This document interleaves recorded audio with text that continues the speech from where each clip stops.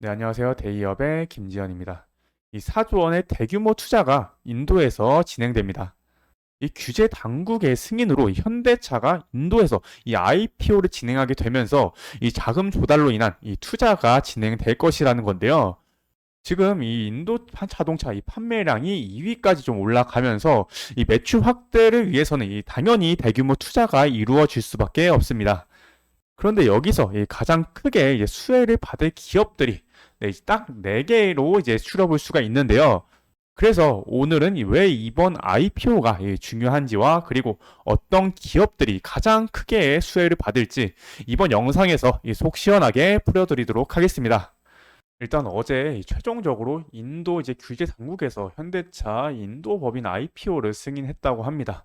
이 현대차는 이전에 1996년도에 인도 법인을 설립하고 지금까지 약 50억 달러, 그러니까 네, 6조 6천억 달러 정도를 이제 원래 투자를 한 상황이었습니다.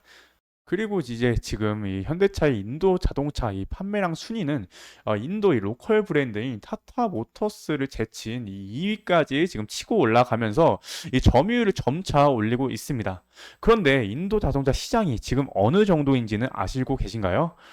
현재 이 글로벌 자동차 판매량은 인도가 일본을 제치고 3위까지 올라와 있는 상태입니다. 근데 우리나라가 이 10위라는 것과 비교하면 좀 한참 좀 높은 순위죠. 네, 중국 시장 같은 경우는 일단 우리나라가 이전부터 이 중국의 자국 기업으로 인해서 원래 힘들어서 좀 논외로 좀 정하고요. 네, 미국 같은 경우는 지금 이 현대차 그룹이 2024년 이 상반기 기준으로 지금 점유율이 확대되고 있는 상황인데 이 전기차 판매량이 2위까지 좀 기록을 하면서 굉장히 좀 긍정적인 모습을 보여주고 있다라고 보시면 되겠습니다. 결국에는 이 매출 확대를 위해서는 이 급성장하고 있는 이 인도 시장을 지금 공략을 해야 되는데요. 그래서 인도에 대해서 이제 대규모 투자가 결국은 이제 필요할 수밖에 없다는 겁니다. 그래서 지금 이제 IPO로 자금 조달을 이 4조 원을 받아서 결국 이 대규모 투자를 이제 하려고 하는 셈인데요. 결국 이 캐파를 늘려서 그리고 매출 확대를 하려는 의지가 보인다라고 할 수 있겠습니다. 그리고 이렇게 매출 확대가 된다면 결국 그 밑에 이 납품을 하는 이 수혜주들이 생겨날 수밖에 없습니다. 네, 수혜주들은 굉장히 많은데요.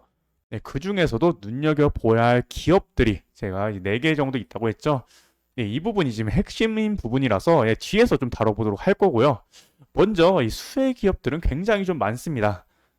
먼저 뭐 현대모비스와 현대위아는 뭐 당연히 뭐 같은 현대 그룹사라서 당연히 알고 계실 거고요. 뭐 대형광업이나 뭐 SL 그리고 뭐 화성 R&A 뭐 등등 해서 이제 쭉 있습니다.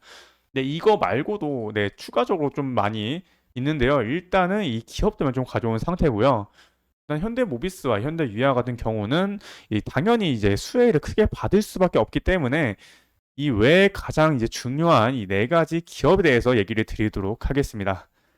네, 먼저 이 SL입니다. SL은 이 현대차의 이 자동차 램프를 이제 공급을 하고 있는데요. 올해 상반기 기준으로 해서 인도양 이 매출이 이 3,195억 원을 기록하면서 이 상당한 매출액을 기록을 하고 있는 상황입니다. 네, 일단 미국 다음으로 두 번째로 지금 가장 큰 매출을 기록하기 때문에 굉장히 좀 눈여겨 보아야 할 부분이다라고 할 수 있겠고요. 네, SL 같은 경우는 제가 아까 얘기 드렸듯이 이 자동차 램프를 생산한다고 그랬죠. 네, 램프 이 부품 점유율이 현대차와 기아 내에 약 70%나 된다고 합니다. 따라서 이 현대차와 기아에 이 영향을 많이 받는다라고 할 수 있겠죠. 따라서 인도향 이 현대차 그룹의 매출이 늘어나면 결국 SL의 매출 또한 크게 늘어날 수 있기 때문에 굉장히 좀 눈여겨 보아야 할 부분입니다. 그리고 이 무엇보다 이익률이 점차 좀 우상향을 하고 있습니다. 네, 보시면 이 영업이익률이 뭐 2021년에 3.68에서 4.74 그리고 작년에는 7.98까지 기록을 하고 있습니다. 그리고 이번에 1분기와 2분기를 비교했을 때도 11%까지 올라와 주면서 굉장히 좀 높은 수치를 기록을 하고 있는데요. 다른 이 자동차 부품 같은 경우는 그러니까 자동차 부품 기업들 같은 경우는 이 보통 영업이익률이 뭐 3에서 5% 정도로 굉장히 좀 높지가 않습니다. 근데 이 SL은 현재 이제 11%까지 올라와 주면서 이 타사 대비해서 영업이익률이 굉장히 좀 높다는 것까지 네, 체크를 해주시면 되겠습니다. 네, 두 번째로는 이 서현이하입니다. 서현이하 같은 경우는 이 자동차용 내외장품을 이제 공급을 하고 있고요. 인도 매출액이 보시면 2,860억 원을 기록하면서 네, 이것도 좀 상당한 매출을 기록하고 있다라고 네, 수치로만 봐도 이제 알 수가 있겠습니다. 그리고 이 매출의 87%가 이 현대차 그룹에서 네, 나온다고 합니다. 네, 그래서 결국 현대차 매출이 좀 올라온다면 아까 이제 에세이처럼 서현 이하도 네, 같이 이제 매출이 네, 급성장을 할 수 있는 부분이라서요. 이 부분 참고하시면 될 것 같고, 그리고 이 매출 부분이 이 현대차 그룹이랑 굉장히 좀 많이 연관이 있는 이유가 이 현대차 그룹이 매출이 이제 상승하면서 이 서현 이하가 거의 7천억 가량 이 매출액이 꾸준하게 조금 상승을 하고 있었습니다. 그래서 서현 이하 같은 경우는 이 매출액 부분이 지금 굉장히 좀 가파르게 올라오고 있다라고 보시면 되겠고요. 최근에는 이 현대차가 이 IPO를 좀 추진하잖아요. 근데 이 현대차를 따라서 인도에 지금 네, 같이 좀 투자를 한 상황이라고 합니다. 그래서 현대차의 인도 투자의 수혜로 좀 부각을 받을 수밖에 없습니다. 그리고 세 번째는 이 성우 하이텍입니다. 네, 성우 하이텍 같은 경우는 이 범퍼 레일을 공급을 하고 있고요. 인도양 매출이 지금 이제 2,471억 원의 네, 인도 매출을 가지고 있습니다. 이 기업 같은 경우도 현대차 그룹 매출 의존도가 60%나 좀 되기 때문에 인도 시장 확대에 따라서 그에 대한 영향이 좀 높을 수 있다라고 보시면 되겠습니다. 그러니까 이 서현이와와 거의 이제 비슷한 이유다라고 보시면 되겠고요. 이 마지막 네 번째는 이 앞선 이 세 기업보다 이제 더 많이 좀 부각을 받은 기업인데요. 바로 이 화승 R&A입니다. 이 자동차용 이 고무 부품을 좀 주로 납품을 하는데 이 주요 고객사가 제가 계속 얘기 드린 이 현대차 그룹이라고 할 수 있겠고요.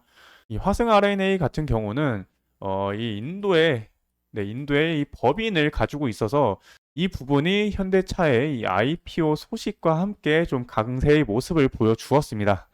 네, 이 기업 같은 경우는 이 IPO, 그러니까 인도 IPO 소식과 함께 보시면 이 상한가까지 기록을 하면서 굉장히 좀 다른 기업들보다 더 큰 이 부각을 받았던 기업입니다. 네, 오늘도 이 IPO 소식과 함께 한 15% 정도 상승을 하는 모습을 보여주었습니다. 다만 이 상단부 이 매물대가 굉장히 좀 많이 쌓여 있기 때문에 이 매물대를 지금 막고 다시 조금 내려온 모습입니다. 다만 이 부분은 현대차 이 IPO가 10월 중까지 좀 진행이 될 가능성이 있어서 이 부분에 대해서 어떻게 그 부각을 받는지 계속해서 이 체크를 해보시면 될 것 같습니다. 그래서 현재 이 10월 중에 이 현대차의 인도 IPO가 이제 진행될 것이라고 좀 예상이 되는 만큼 계속해서 조금 이슈가 될 가능성이 높고요. 이 IPO가 된 이후에도 이 대규모 투자에 따른 이 매출 확대까지 조금 기대가 되는 만큼 계속해서 이 추적 분석해 보아야 할 부분으로 이후에도 팩트와 올바른 정보를 전달 드리도록 하겠습니다. 네, 감사합니다.